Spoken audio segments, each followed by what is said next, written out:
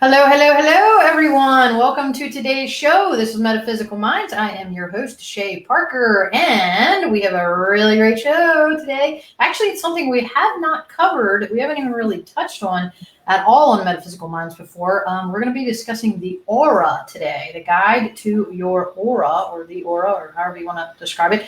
Anyway, I have two very special guests with me today. They are certainly no stranger to the radio, no stranger to this show. I'm happy to bring them both back. I think they make an absolutely fabulous team, especially in helping to convey information to the audience and also to answer any questions that you guys might have about the aura. So without further ado, I'm going to go ahead and welcome Katherine Glass and Mari Cartagenova to the show. Welcome, ladies. Hey. Thank you, Shay. All right. We've already got some people popping on saying hello, and Godfrey, welcome. Good morning. Thank you for joining us, or afternoon, or wherever you might be. Well, it's still kind of it's noon here. So, but anyway, welcome. Guys, just one little quick note of reference. If you do have any questions during the show today, please feel free to ask them in the comments section. However, we are not doing psychic readings on the show. That's a whole nother story. If you would like a reading, you can set one up privately with either one of these ladies. They are both members of bestamericanpsychics.com. So check that out. Also, if you'd like to subscribe to future shows, just type the word SPIRIT, SPIRIT, in the comments section, and that'll enter you into our little automated system. Other than that, if you have anything that you'd like to comment on regarding the show topic, if you have any questions, concerns, or confusion, just certainly type them in there, and these ladies can answer them on the show. Good morning, Susie. Welcome as well. Okay, so we're going to jump right in to the aura. Now, this might be something that a lot of people just don't even consider on an everyday basis because it's something a little bit different. But we're going to go ahead and sort of give it our best shot here in this show. So, Mari, I'm going to start with you on this one just because I'm reading left to right here. Can you sort of give a description of the aura to the audience today? Sure, absolutely. Well, thank you so much for having both of us here. I know it's going to be awesome. Great to work with you. Basically, the aura is your energy field. It's like, I'm going to say invisible energy field, although a lot of people can see the aura. And depending upon sort of your frame of mind or your mood, your aura can sort of give off different colors. It's not like, you're seeing bright screaming red. It's more like a gentle whisper of the energy. And also depending upon where you are in your life in terms of your emotional, feelings and everything, and in terms of your location, say if you're in the grocery store, sometimes you might want to pull your aura in, your energy in a little closer to you. So it can be change size. So it's almost this like little invisible energy field around you that sort of indicates how you're feeling and what might be going on with you at certain times. So that's sort of the easiest way to explain it, because it could, there has many layers, there's many complications, but the basics, that's just the basics. It's like peeling the onion. Katherine, what do you want to add to that? Oh, I'm just going to give you some fun facts about the aura that a lot of people may not know. Did you know that your auric field has 7 layers to it, and it goes 1 through 7 out about 6 feet from your body, mostly normally. Again, as Mari said, that size can vary depending on your state of being. And that there are chakras on every layer of your auric field, of your 7 layers of your aura. So it's actually kind of sciencey and complex, really, if you think about it. And what else did I want to tell you about that? There are a couple fun facts. One is that it goes out 7 layers, and the layers are structured, and then there's unstructured, and then there's structured, meaning there are lines of energy on levels 1, 3, 5, and 7, and then 2, 4, and 6 are sort of astral, cloudy. That's where you get the colors. And all those different layers coincide with 7 chakras, root to crown. So there's a whole interactive network that goes on, which is actually the basis of a lot of the energy healing that happens with an energy healer. If they're trained well, they're working on different layers of the auric field to address particular emotional or physical or mental or spiritual issues. Okay, very fascinating facts. Now, let's kind of dumb this down to the basis of levels. How do we even know the aura exists? Like, was it proven under? How did they do either of you know how they even discovered this? Is it just through folks like you that can actually see the aura, or is it scientifically, like, can you see? You can measure it. You can measure the auric field because it's energy. So Mari may also be able to speak to this in a different way. But, you know, hertz, levels of frequency, vibrational hertz is a way to measure emotion and a way to measure thought and stuff like that. So same thing, it's a vibrational frequency. There's a method to measure colors. You know, green vibrates at a certain hertz, yellow vibrates at a certain hertz. So because of those colors are held in the auric field, you can scientifically measure the vibrations of the different structures or layers of the auric field. Okay, great. That was the answer I was looking for. Exactly. Mari, you mentioned a little bit earlier that, like, for instance, if you're in a different location or depending on where you are, you might want to pull it in a little bit. Can you speak to that? Like what that means? Yes, absolutely. And just to follow a little bit on what Katherine was saying in terms of measuring it, there's, you know, you can also get aura photographs. There are people that have special machines. They can take an actual photograph of your aura, because I know this topic can be really confusing. And so just to know that you could see someone and have a photograph taken and see all the colors around you, that's another way just to show that it's, you know, it does exist. It's not an imaginary thing. And the other thing about that is a lot of times, you know, energy healers or empaths, people that are very sensitive to this, you can feel it as well. At least I can feel it if you get near somebody. Like if you ever get near someone, I'm sure people in the audience have had this experience and you're kind of like, or, you know, sometimes you get near someone and you're like, oh, I don't know you, but you have like that kind of good vibe. And the aura is part of that as well, because if someone is putting out negative energy and they're grumpy and they're right. You can feel it. You can either feel it in your body or like I feel it with my hands. Totally. But to get back to the supermarket example, I mean, absolutely. I've had a lot of people that say to me, oh, when I go to the supermarket, I'm freaking out. And Walmart's a good one. Walmart. Or like a county fair or any place where there's a lot of people. It's because, you know, everyone's bringing in their energy, and who, you know, someone had a fight with their husband or somebody was yelling at their kids or who knows, whatever. There's a lot of stuff going on. And if you're going into a place like that, and if I'm working with my clients or people that are like, oh, I feel so uncomfortable. And, you know, clearly sometimes we need to go to Walmart or sometimes we need to go to the grocery store.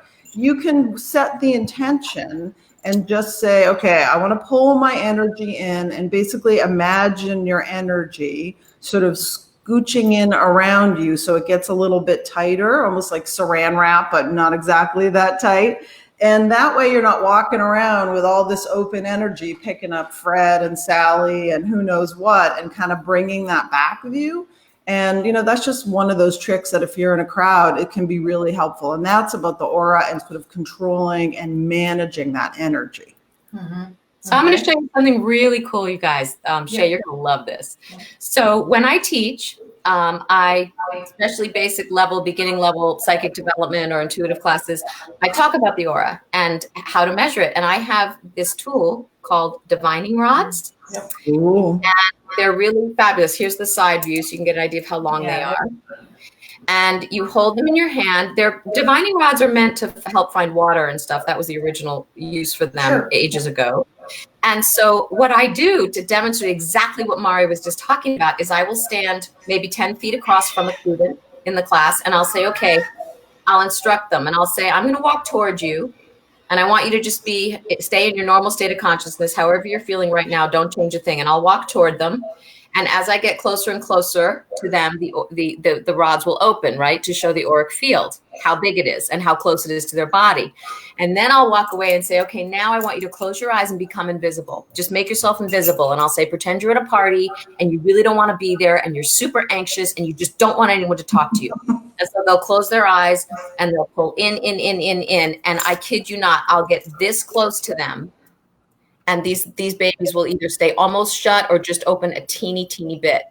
And everyone in the class goes, whoa, because these guys, these divining rods, they're made of copper. They pick up energy, right? Frequency. So you can, and then I'll say, now expand your aura. Now go into this core of your body and imagine you're this beautiful golden light and you're just limitless. And I want you to fill the room 360 degrees around you, just joy and love and light, and be your full effulgent spiritual self, you know, and then boom, the rods blow open and it's so fabulous. So that's exactly what Mari was saying. And I remember my teacher, Barbara Brennan, when she was teaching us level 1 about the aura, she'd say, in California, for example, there's a lot more space there, and people's auras are more naturally open and expanded. You'll walk up to people, they're a little more friendly, they're more laid back, as opposed to like Manhattan, which is a tiny island with people.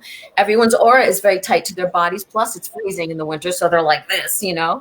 And she was using that as an example of the phenomenon Mari's talking about, where unconsciously we regulate the distance of how big or small our aura is.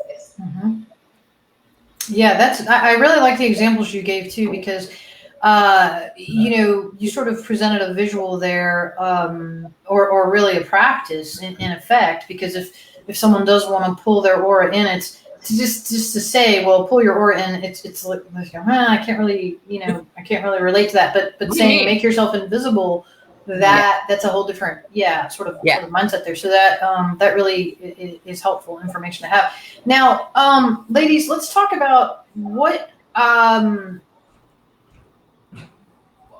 does it function? Like, what makes something go bigger or smaller? Is it just how you're feeling? Is it strictly emotion based, or is it is it more instinctual? Like if you walk into an area, like you're walking down a dark alley at night, is it kind of going to say automatically, or is it just something that we cognitively can kind of control? And Mari, I'll bounce back to you on this, and then we'll go back to Katherine. Yeah, I mean, I think it's a combination of all the things you mentioned, because a lot of times we do things, unconsciously. And so like for your example of being in a scary alley, I mean, you may be aware of that, but I think even before you would get to that scary alley, your energy is like, oh, I don't know. And it's kind of pulling itself in a little bit. Same thing like Katherine was talking about it. I used to live in California, and that's definitely a perfect example of, being out and everyone's on the beach and, in the sunshine, the California vibe. Well, it's a real thing, because it's just the environment is a lot more relaxed. So in terms of how you're regulating your own aura, sometimes it's conscious, like the Walmart example, if you're going in somewhere. Sometimes it's unconscious. Sometimes you have a fight with someone or something's going on, but you haven't really found the words to express that.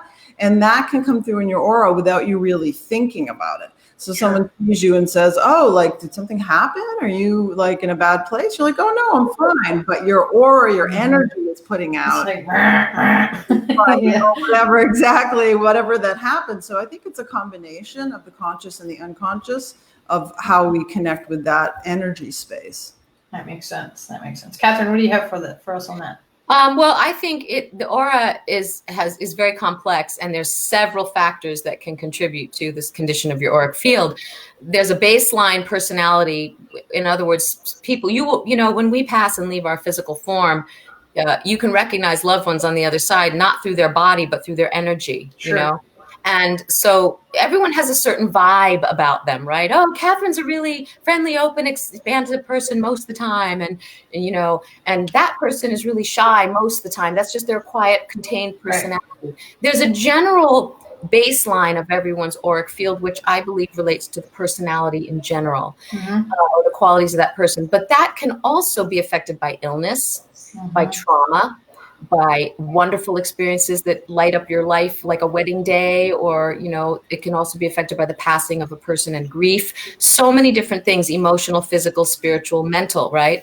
So again, when you get a little more technical, you get into the layers of the auric field. They do relate to your chakra system, which is different. Your chakra system is a different thing than your aura. Your aura is, like Mari said, it's your energy field. Your chakras are a part of your energy field. If we were talking anatomy, let's say, of the energy field, the anatomy is the chakra system and the aura. And so there's so many wonderful, exciting things about the aura. When you're learning to be a reader, a clairvoyant, you learn to read chakras, but you also learn to read aura, which is different than reading a chakra. That's one thing.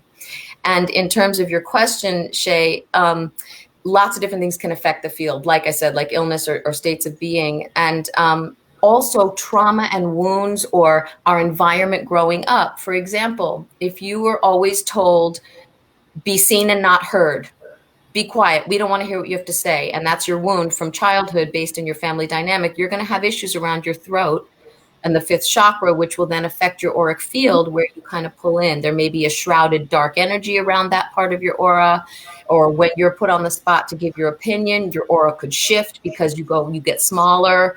So those wounds, until they're addressed in your life journey, whether you consciously choose to go do some personal work and heal those wounds, or people come into your life and affect or trigger those wounds will create a basic pattern in your aura for a lifetime, unless something, circumstances, or you actively change them.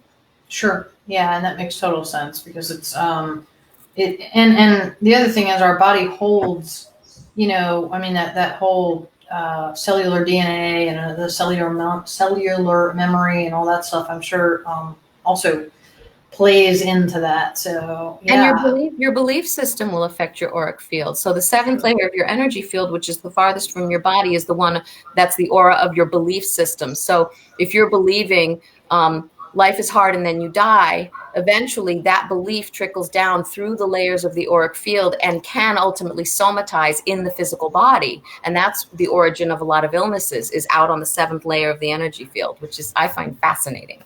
Yeah. Now, speaking of that, we do have a question on that topic from Anne from the audience. She says, if you feel that your lymphatic system is blocked, then that would also be associated with your chakras? Oh, definitely it plays a role, for sure.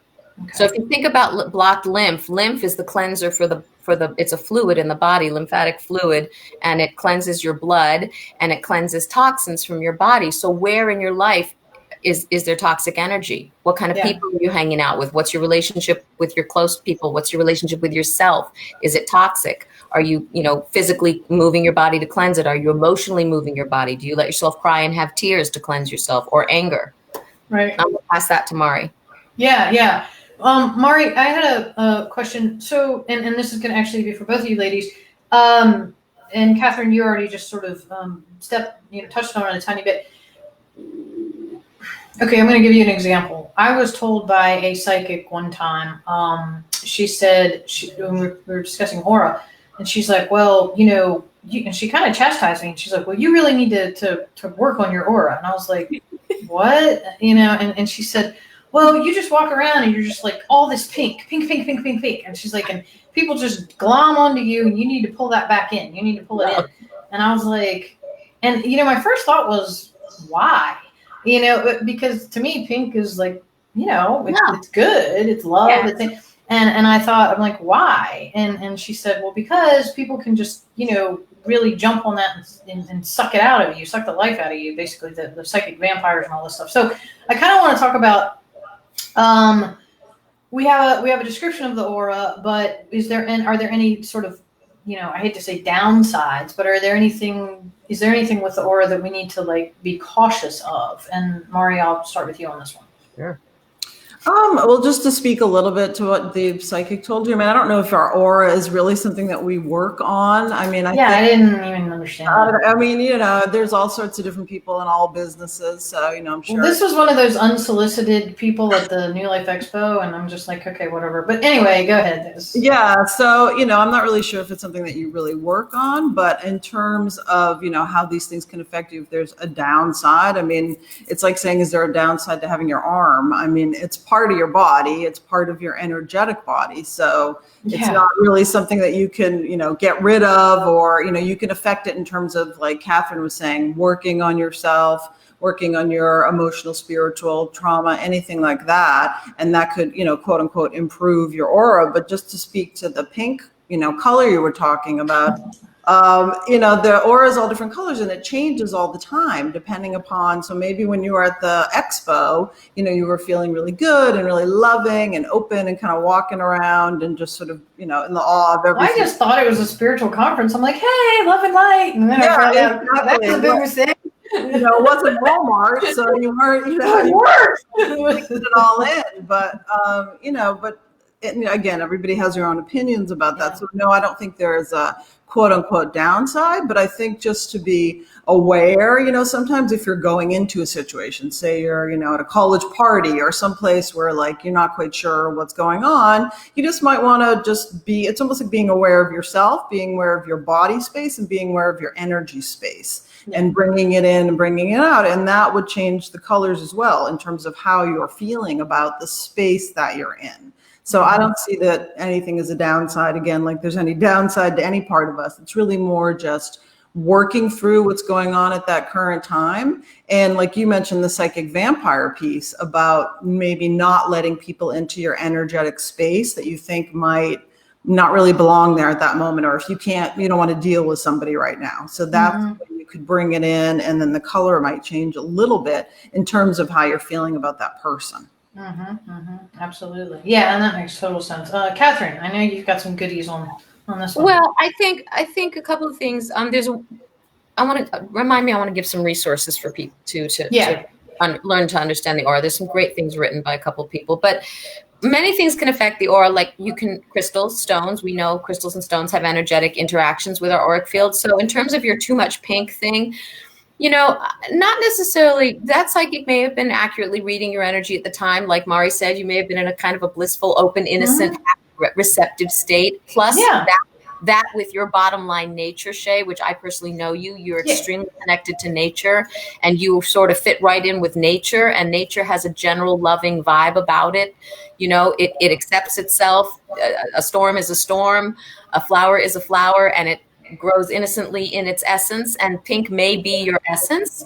I think what that psychic was trying to basically say is learn how to protect yourself or shield when necessary. And like we empaths, we can get forgetful that we are accessible because we're empathic, and other people's energies can merge with ours unbeknownst to us and bring us down or take our energy.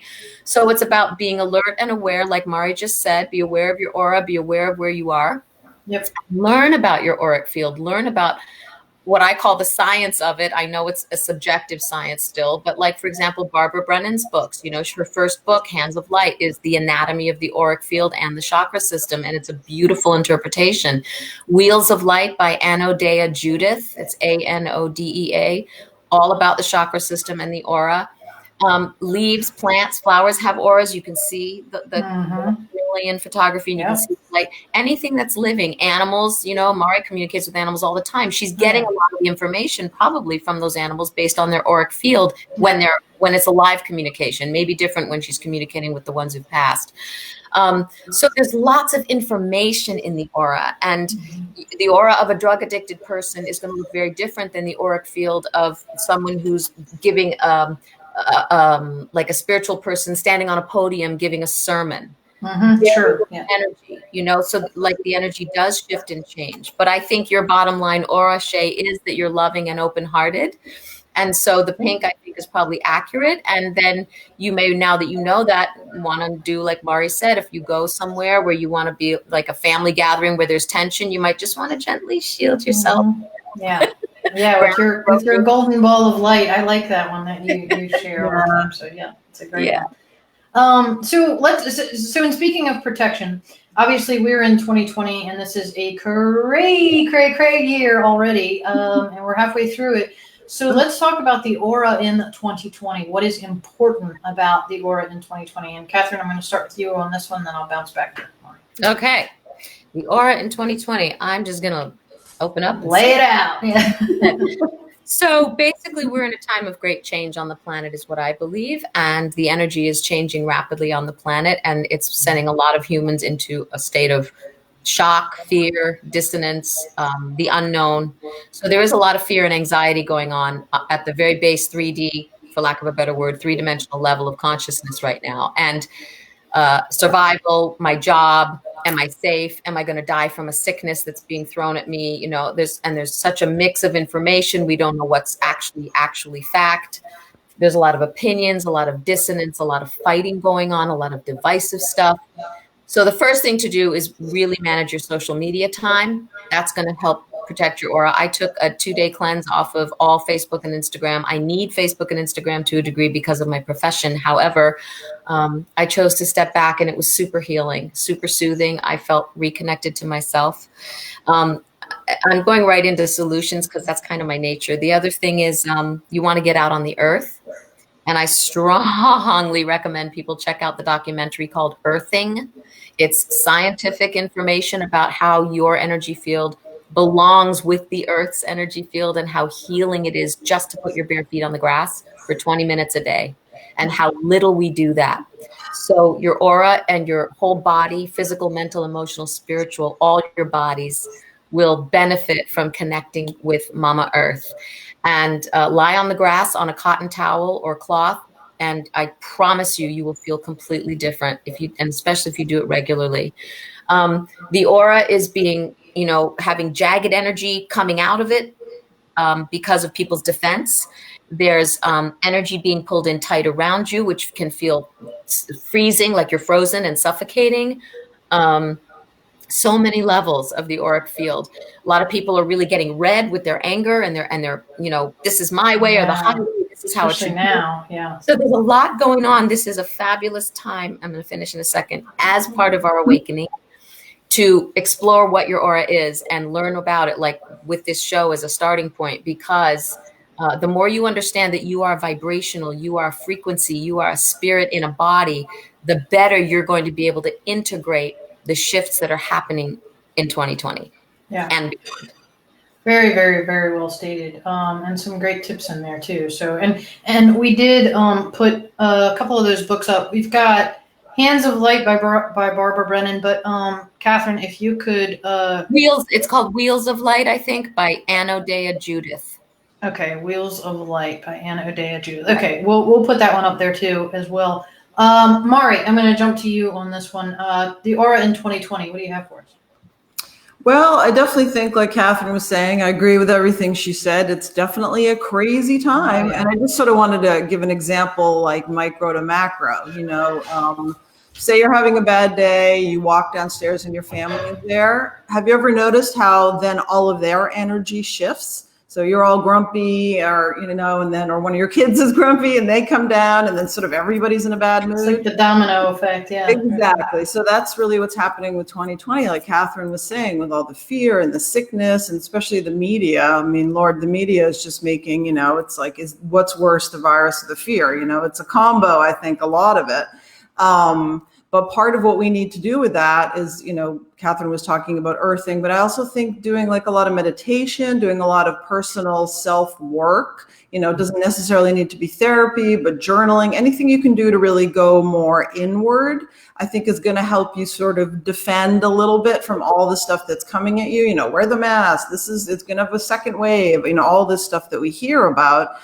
So on the macro level, we talked about being, in your house, if someone's grumpy, that's what happens when you're outside on the macro level. If you go to the Walmarts or whatever, and there's all this fear, and your aura, your energy body is picking up and sort of taking in everybody's fear and the media and everything that's happening. So sort of limit your time in those type of places where everyone is wearing their masks and looking at like, are you going to make me sick? Is something bad going to happen? So as much as you can, don't be hanging out in groups of people. Limit your media, like Katherine was saying, Facebook, but even the news or reading the paper with all this doom and gloom can definitely, affect you negatively. And that, like Katherine mentioned earlier, can also affect your physical body. So if you're taking all this in energetically, and your mind, your spirit starts going, oh, am I going to get sick? What's going to happen? I don't know about my job, blah, blah, blah. Then you can start to break down physically. So there is that energetic to physical connection. And so in terms of taking care of yourself, obviously, you want to eat well, you want to sleep well, drink a lot of water. Being on the earth is awesome for me personally. I love to go to the beach if I can, just being on the sand, sitting by the water, just sort of deep breath, take it in, drop into your heart space. Like that is just, it's like a circle of cleansing. It's like you're taking in the positive ions and negative ions and the energy, dropping it down into the body, cleansing, and then releasing to Mother Earth. So that is also another great tip. If you're near the water, even a lake, that really helps to sort of process a lot of that out and protect you in a lot of ways. Yeah. I know Katherine has something. Orgone, I think Barbara mentions it in her book, Hands of Light. I think orgone energy. There's something called orgone energy, which is measurable. and a lot of it is at the beach, not ozone, orgone. It's molecules and it's in the sea water, the salt, and the air, and it charges the auric field immensely. It's similar to an Epsom salt bath will cleanse the field. It's electromagnetic effect.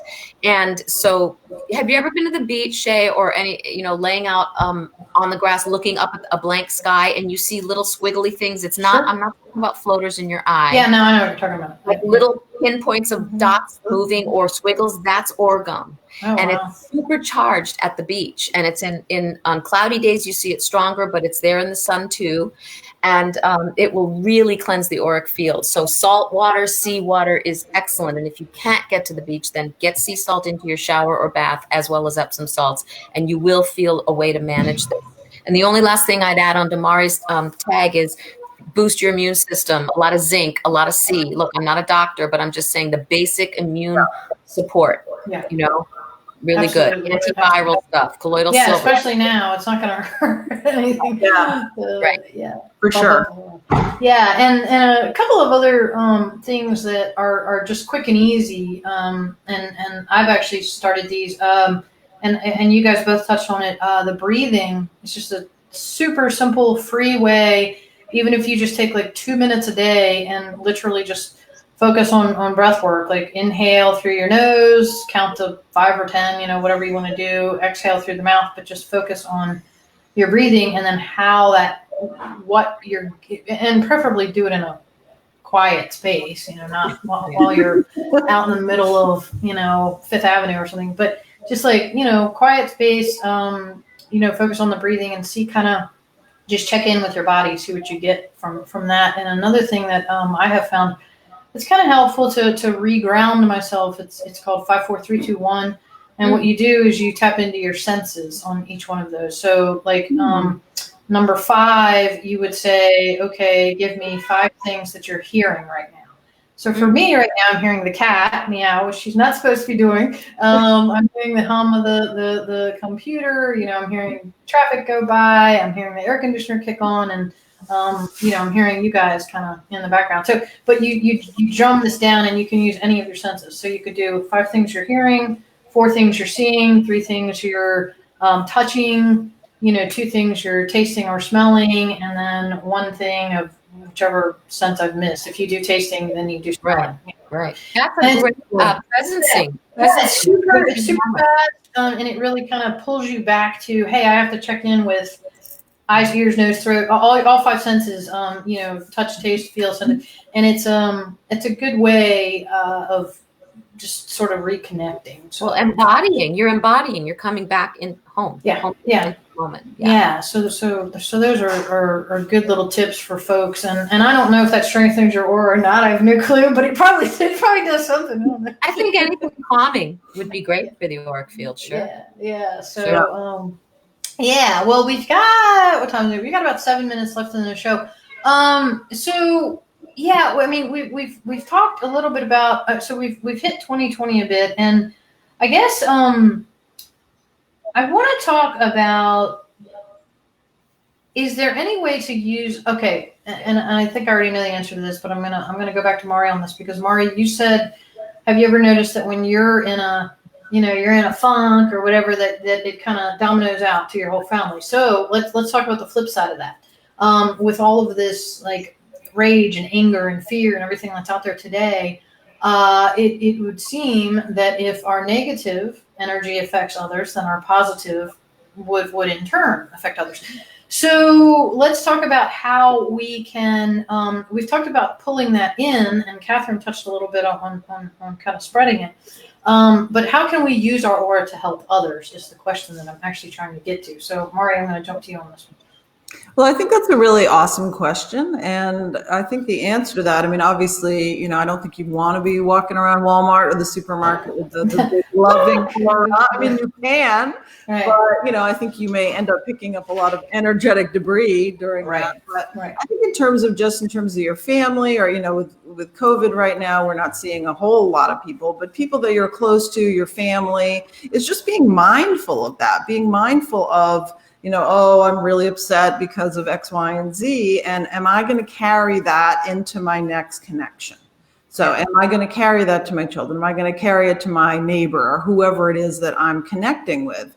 And to flip that around, and like you were talking about the 5, 4, 3, 2, 1, or even like a meditation practice, we were talking about crystals. I'm holding my mala here, which is made out of labradorite. Nice. Any of those type of things that is going to help you feel more calm. Oh, there you go. Smoky quartz. Yeah, smoky. No, quartz. amethyst. No, Oh, amethyst. is it amethyst? It's hard to see. I know it is a little hard to see. I know. I Nice. have a little. They're beautiful. Oh yeah, I see the amethyst now. Okay. Protection and wisdom. Exactly. So Good. having any of those type of things around and being sort of conscious as much as you can be and aware of what you're putting out there. So in your smaller group of people you're sort of allowed to be with right now, is just try, if you can, try to put the worry aside, try to put the negativity aside. And like you were talking about breathing and dropping into your body, even doing that, taking the deep, I always tell my clients, a deep breath in, it almost circulates around your head. And as you drop into your body, you can feel your shoulders relax. You can feel sort of everything dropping into your body and when you come into contact with others, being in that space. And then your aura is going to be naturally more relaxed, naturally more loving. And you're going to be sharing that as opposed to sharing, being in that space and being aware of what you're doing is sort of the first step during these times. Absolutely. Absolutely. Katherine, I want you to speak to that, but I also want you to give our listeners some tips on if you do encounter someone that's being a grouch face, is there a quick way to sort of cleanse yourself? Cleanse that aura. So, I'll start with that first. To answer that question first, I'm going to say, if you've encountered someone and you want to move them quickly out of your energy field, simply close your eyes or visualize for a second a golden ball of light 6 inches out in front of your forehead. Put that person into the golden ball, dissolve them into liquid gold in the ball, explode the ball. You're not hurting them. It's not bad voodoo. You're simply clearing your energy field, or literally clap. Okay. Your field right away. That's why we clap between acts in a show, because it clears the energy for the next thing. So clapping, toning, but I like the golden ball of light because it's quiet and you just gently explode them. I use my hand, I go, but you can do it in your mind. That'll move them out of your field. And you shouldn't be carrying people around in your field anyway. If you're having conversations in your head with people, you've got a cord with them to your fifth chakra, your ears and your throat. So you just pull it out, explode them in light. The only thing I want to say, which is very obvious and universal to your question, Shay, about how to positively affect your family and the world, is meditate. Become the yogini and yogi inside yourself, whatever you want to call it. Get quiet. Let your natural, organic, divine nature, your God self, your love light, let it grow within you in a quiet space, in a gentle way, in a self-loving way. Preferably maybe in nature or connected with nature, because I know that helps me to feel less defensive, less whatever I am. And lift up your energy, bring it up and out the heart and out the mind, and don't send it anywhere specific, because it's when you specifically send your pink love bubble to a lower, darker energy that you make yourself vulnerable to their hit back. Like, I don't want your pink love. If you lift your light and love, and you call in angels if you want, whatever, and say, I send this light and love to the whole planet. I'm just asking that planet Earth be held in a beautiful, beautiful vibe of love and light and healing for the highest good of every being on this planet. So be it. If you do that, simple, you'll feel better. You're giving your good energy to the planet. If more of people do that, then it's going to affect the energy of the whole planet. Yeah. Very, very well said. Thank you for that. And thank you for the tip, or the tips, I should say, because those are always helpful. Mari, did you have anything you wanted to follow up with that, or? Yeah, I wanted to say that, the people that are listening, is that thoughts are things. So it's important for you to remember, if you're thinking, obviously everybody has bad days, and especially with everything that's going on now, but it's important, like Katherine was saying, to sort of center yourself, whether it's meditation, earthing, crystals, whatever works for you. Yeah, breathing.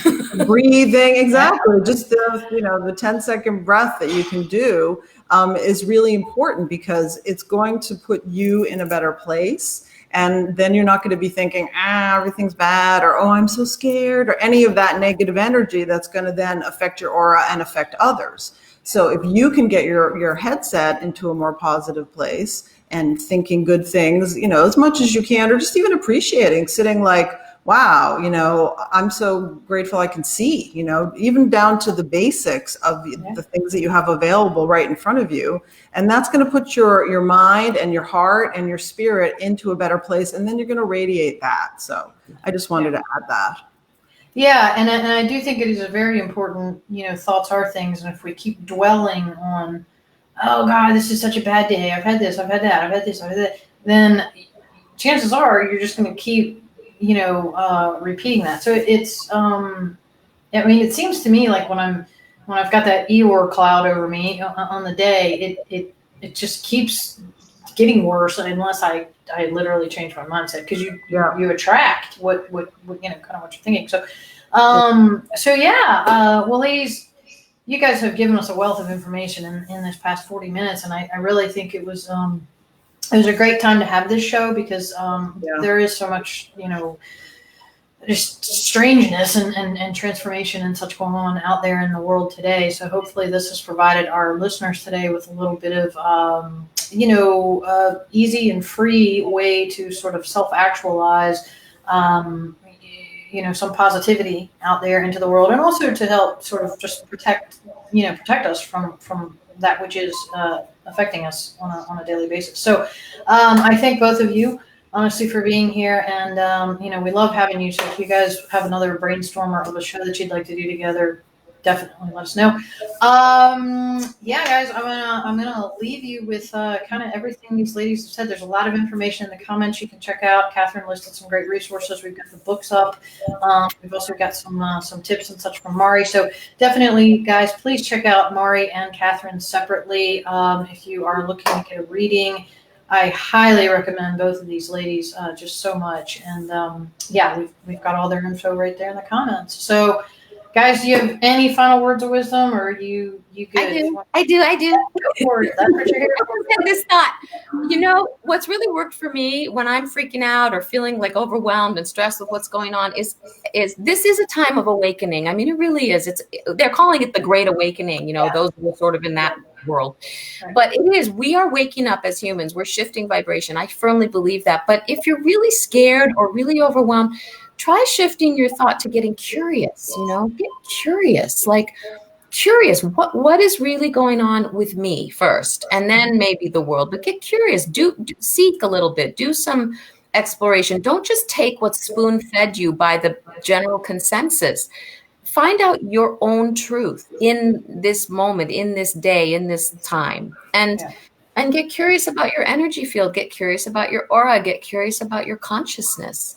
And get curious about why you're on the planet at all at this time. Yeah. And that will open a door that leads you into a different pattern of thought, rather than just fear, victim, helpless, being tossed around by the waves of circumstance. Sure. That's what I would offer. Okay, wonderful. Mari, any last thoughts? Yeah, just to piggyback on that, as Katherine was talking, when I keep thinking in my head, you can either choose to live in the fear in the moment, or you can remember that it is always darkest before the dawn, and good things are coming. And even though if you can't see them, you just have to know that in all civilizations, people go through different things, worlds change and go through different things. So you just have to have that faith, as hard as it might be right now, that things are going to be better. And so live in that place as opposed to living in the fear. And I think everyone will feel a lot better. Yep, absolutely. I got you, Mari. Well, wonderful, ladies. You both have beautiful auras, even on screen. So thank you so much for sharing with us your knowledge, your time. And again, guys, these ladies are here offering their time for free. So please do support them as best you can. And With that, we're going to say goodbye for now. We will be back in 2 weeks, Metaphysical Minds. So please be sure to tune in. Again, if you want to subscribe to future shows, just type the word spirit in the comments and you'll be put into an automated system for that. So we're going to go ahead and say goodbye. So this is Shay Parker, Mari Cartagenova, and Katherine Glass, Metaphysical Minds. We're just going to go ahead and sign out. Everybody in the meantime, please take care of yourselves, take care of one another, and take care of those auras. Bye for now. Bye.